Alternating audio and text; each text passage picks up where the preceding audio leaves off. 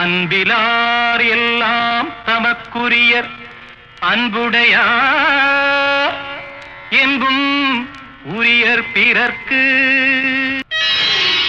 ஒன்றே குலமென்று பாடுவோம், ஒருவனே தேவனென்று போற்றுவோம். அன்னை இதயமாக அன்பு வடிவமாக வந்து வழிகாட்ட வேண்டும் என்று வணங்குவோம்.